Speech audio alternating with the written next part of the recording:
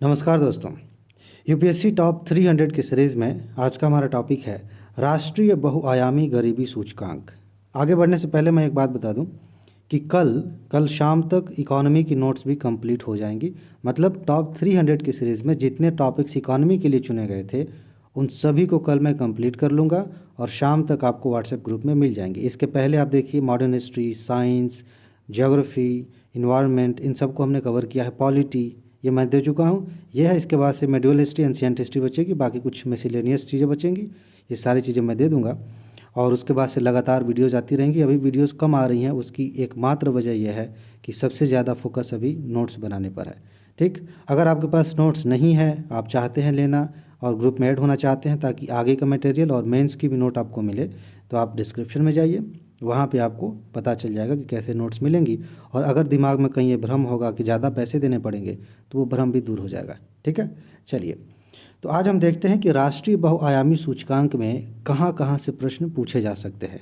ठीक, आपको पता होना चाहिए कि हर साल या कभी कभी एक साल का गैप हो जाता है, सूचकांकों से, रिपोर्ट से यूपीएससी प्रश्न पूछती है। कभी कभी ऐसा भी हुआ है कि रिपोर्ट से प्रश्न ना आके रिपोर्ट में जो मुद्दा है वहाँ से प्रश्न पूछ लिया जाता है।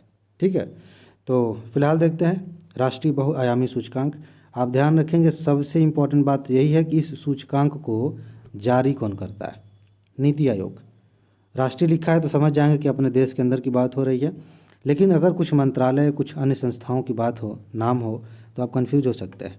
नीति आयोग, ध्यान रखिएगा। ठीक, तो इसको जारी किया है नीति आयोग ने। अब देखिए, इससे पहले संयुक्त राष्ट्र विकास कार्यक्रम, जिसको यूएनडीपी कहते हैं, और Oxford poverty and human development initiative, जिसको ओपीएचआई कहते हैं, इनके द्वारा वैश्विक, ये राष्ट्रीय था, वैश्विक बहुआयामी सूचकांक 2021 जारी किया गया। अगर सिंपल तरीके से सिर्फ इतना पूछा जाए कि बहुआयामी गरीबी सूचकांक किसके द्वारा जारी किया जाता है, क्योंकि नॉर्मली ये वैश्विक आगे कभी कभी नहीं भी लग सकता है, तो आप इनका ध्यान रखेंगे, यूएनडीपी और ओपीएचआई। लेकिन अगर आगे राष्ट्रीय लगा है, भारत के लिए है, तो नीति आयोग, ये ध्यान रखेंगे। अच्छा, इसको सिंपल कहते हैं एमपीआई, मल्टीपल पॉवर्टी इंडेक्स। अच्छा, इसको एमपीआई को गरीबी को उसके कई आयामों में मापने का प्रयास करता है ये। ठीक, और वास्तव में प्रति व्यक्ति खपत व्यय के आधार पर, ध्यान रखिएगा, प्रति व्यक्ति खपत व्यय के आधार पर मौजूदा गरीबी आंकड़े प्रदान करता है कि आदमी कितना खर्च कर पा रहा है। ठीक है, इससे पता चल जाएगा कि कितना गरीब है, कितना अमीर है, जो भी है।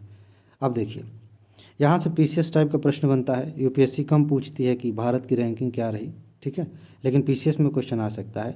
इसके अनुसार जो वैश्विक जारी हुआ था, 109 देश शामिल थे और उनमें भारत की रैंकिंग कितनी थी? 66। यहाँ से क्वेश्चन आ सकता है।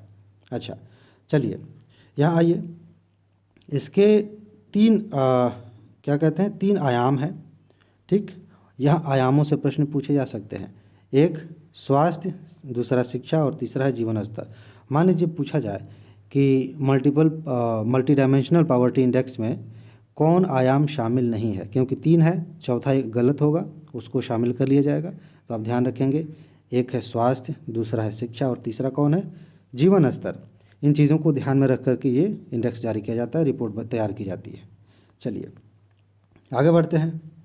इन 3 आयामों को 12 संकेतकों द्वारा दर्शाया जाता है और इसमें जो है पोषण है, स्कूल में नामांकन है, स्कूली शिक्षा है, पेयजल स्वच्छता, ये सारी चीज़ें शामिल की जाती हैं।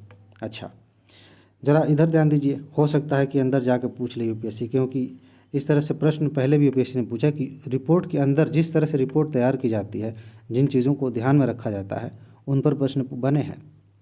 कार्यप्रणाली और डाटा की बात करें, ध्यान से देखिए, यहाँ पे जो राष्ट्रीय एमपीआई है उसके मापन हेतु जो यूएनडीपी और ओपीएचआई द्वारा विकसित क्या कहते हैं कार्यप्रणाली है, उसी का उपयोग किया जाता है। यानी कि जो ऊपर अब हमने बात किया आयाम की, सूचकांकों की, वो वैश्विक स्तर वाली रिपोर्ट में भी शामिल है और जो राष्ट्रीय स्तर पर रिपोर्ट जारी की जाती है उसको भी मतलब उसी आधार पर तैयार किया जाता है। ठीक, अच्छा, अब देखिए यहाँ एक मज़ेदार चीज़ है, यहाँ से प्रश्न पूछा जा सकता है, बहुत ज़्यादा इम्पोर्टेंट है। जो राष्ट्रीय बहुआयामी गरीबी सूचकांक है, इसकी जो बेस लाइन है वो राष्ट्रीय परिवार स्वास्थ्य सर्वेक्षण NFHS, ठीक है, राष्ट्रीय क्या कहते हैं इसको, परिवार स्वास्थ्य सर्वेक्षण, इसके आधार पर आधारित है। और ध्यान रखिएगा ये जो आंकड़े हैं ना फैमिली सर्वे वाले, इन आंकड़ों से पहले भी क्वेश्चंस आए हैं मेंस में अगर आप लिखते हैं, कोई भी आंसर लिखते हैं, स्पेशली सोशल जस्टिस से हो, सामाजिक न्याय से, या फिर ऐसे भी कोई जनरल सी चीज़ है जिसका संबंध समाज से है, तो आप इन आंकड़ों का इस्तेमाल कर सकते हैं। बहुत काम के होते हैं, इससे काफ़ी अच्छे नंबर मिलेंगे। ठीक, तो ये फैमिली सर्वे वाला आंकड़ा इसमें इस्तेमाल किया जाता है, जिसे वर्ष 2015-16 में लागू किया गया था। एक ध्यान रखने वाली बात है। आगे देखिए, बाकी ये जनरल सी लाइन है कि ये जो डेटा है इसका फैमिली सर्वे का, इसका उपयोग केंद्र सरकार की विभिन्न योजनाओं के बड़े पैमाने पर शुरू होने वाले स्थिति के मापन के लिए किया जाता है। ये सारी बातें जनरल सी बात है, इस पर ध्यान नहीं देना।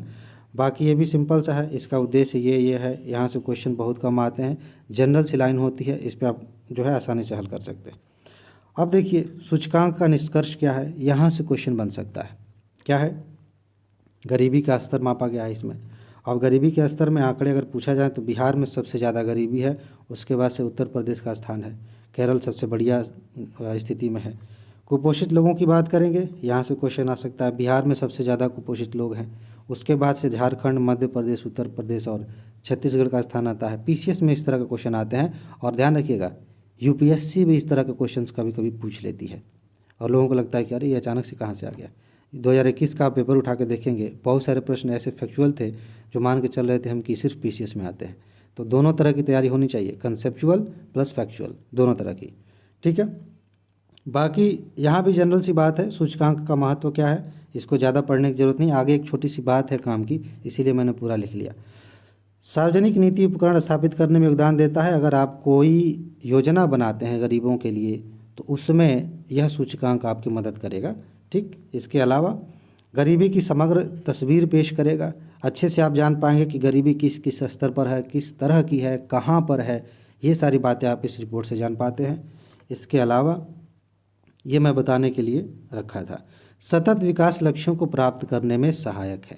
सतत विकास लक्ष्य 2 जो है वो गरीबी से संबंधित है। ठीक, 17 लक्ष्य हैं, इन 17 लक्ष्यों को आप याद रखें। प्रीलिम्स में इस तरह से प्रश्न पूछे जा सकते हैं कहीं से भी, और मेंस में नहीं भी पूछा जाए, ध्यान रखिएगा।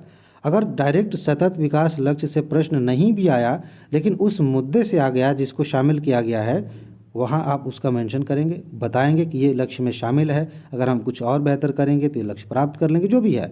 सतत विकास लक्ष्यों को याद करना प्रीलिम्स के लिए भी और मेंस के लिए भी बहुत ज़्यादा इंपॉर्टेंट है।